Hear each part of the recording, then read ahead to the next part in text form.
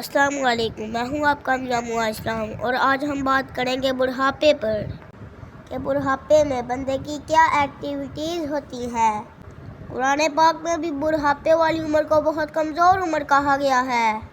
قرآن پاک میں اللہ تعالیٰ فرماتے ہیں وَمِنْكُمْ مَنْ يَتَوَفَّى وَمِنْكُمْ مَنْ يَرَدُّ إِلَىٰ أَرْذَلِ الْعُمُرِ لِكَيْ لَا يَعْلَمَ مِنْ بَعْدِ عِلْمٍ شَيْئًا، اور تم میں سے کوئی ایسا بھی ہے جو نکمی عمر کی طرف لوٹا دیا جاتا ہے تاکہ جاننے کے بعد بھی کچھ نہ جانے۔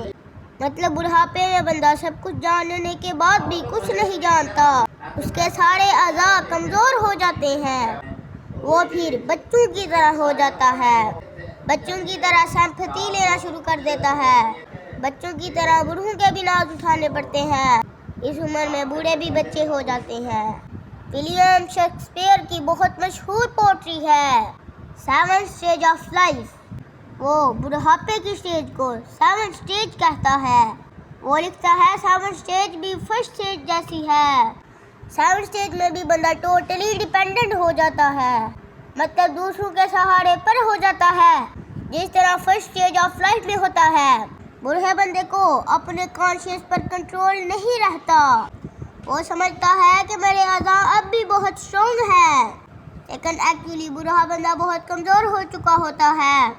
اس عمر میں وہ اپنے ایموشنز پر کنٹرول نہیں رکھ سکتا، وہ لوٹا ہاتھ میں پکڑ کر غسل خانے میں جاتا ہے، واپسی پہ وہ سوچتا ہے کہ لوٹا خالی کیوں ہے، مجھے ابھی جانا ہے یا میں جا کے آ گیا ہوں؟ اگر مجھے ابھی غسل خانے میں جانا ہے تو پھر یہ لوٹا خالی کیوں ہے، اور اگر جا کے آ رہا ہوں تو پیٹ میں ابھی تک گڑگڑ کیوں ہے؟ بوڑھے بندے کو یہ سمجھ ہی نہیں چلتی کہ میں نے ہاتھ دھو لی ہیں یا دھونے ہیں، اگر میں نے ہاتھ دھونے ہیں ابھی تو میرے ہاتھ گیلے کیوں ہیں؟ ابھی کل ہی کی بات ہے، دادی اماں نے مشین چلا کر بند کر دی، تھوڑی دیر بعد دوبارہ مشین کے بٹن کو گھمانا شروع کر دیا، لیکن مشین نہ چلی۔ دادا ابو بھی ساتھ ہی بیٹھے تھے، وہ بھی یہ سارا منظر دیکھ رہے تھے۔ دادا ابو نے کہا کہ میں مشین کو ٹھیک کرتا ہوں۔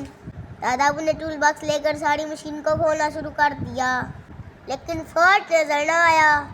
مجھے کہا کہ الیکٹریشین کو بلا کے لاؤ کہ یہ مشین ہماری چلتے چلتے بند کیسے ہو گئی ہے۔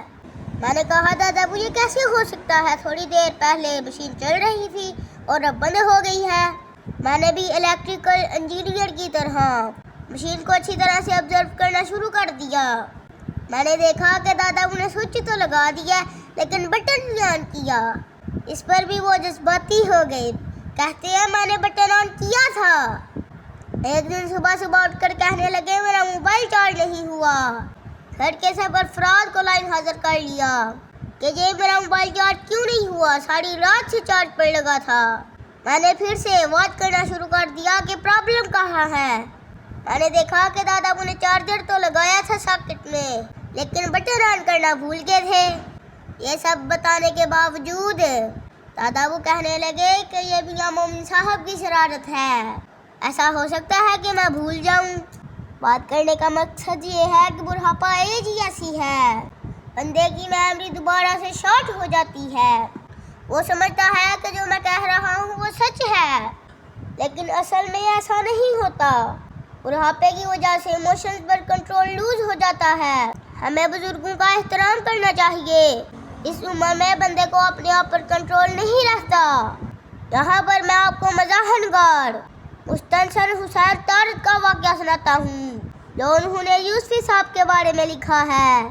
یوسفی صاحب بھی بہت مزاح نگار رائٹر ہیں۔ وہ لکھتے ہیں کہ میں اور میری بیگم روزانہ سیر کو جاتے ہیں، پارک میں داخل ہوتے ہی ہم مہالی سمتوں میں چلنے لگتے ہیں۔ سیر سے فارغ ہو کر میں دوستوں کے ہمراہ بیٹھ جاتا ہوں اور وہ کچھ فاصلے پر خواتین کے ایک گروپ میں شامل ہو کر گپیں لگانے لگتی ہیں۔ 9 بجے کے قریب میں اٹھتا ہوں تو وہ بھی اپنی سہیلیوں سے اجازت لے کر چلی آتی ہے اور ہم گھر لوٹ آتے ہیں۔ پچھلے ہفتے میں اس کے اٹھنے کا منتظر رہا لیکن وہ نہ آئی، سب دوست چلے گئے اور میں اس کا انتظار کرتا رہا۔ چونکہ میں کبھی بھی ادھر نہیں جاتا جدھر خواتین کا اجتماع ہوتا ہے، اس لیے بیٹھا رہا۔ اس دوران شیخ ایوب تشریف لائے اور کہنے لگے، تارڑ صاحب حیرت ہے، ابھی تک بیٹھے ہیں؟ میں نے کہا کہ جی، وہ بیگم وہاں سے اٹھنے کا نام ہی نہیں لیتی۔